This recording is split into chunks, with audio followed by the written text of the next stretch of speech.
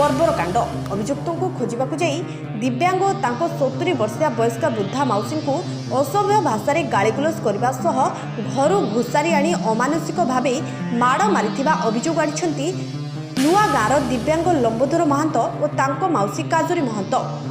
सूचना अनुसार लंबोधर को दूर संपर्क जुआई रोई महंत डंपर ड्राइवर भावे कार्य करती। से किछि दिन हेब कौनसी एक दुर्घटना घटाई फेरार हो जाइथिले। सुकिंदा पुलिस अभियुक्त रोई को गिरफ्त करने को 16 तारिख मध्यरात्रि पहुंचीला। घर बाहर शोइथिबा लंबोधर को उठाई रोई कुआड़े गला बोली पचारिथिला, किंतु लंबोधर कहिथिले 3 दिन हेब मु काम करने को अन्य एक गाँ को जाइथिली।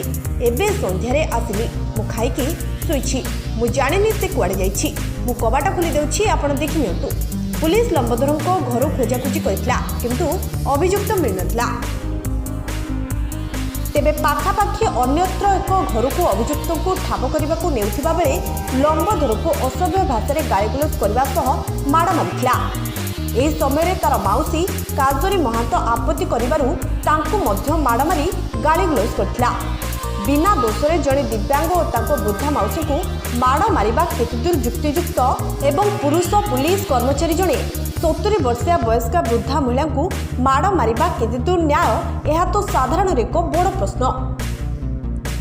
सुकिंदा पुलिस एभली अमानवीय कार्य को साधारण निंदा करने सह दृढ़ कार्यानुष्ठान ग्रहण करने को दाबी जोर धरछि।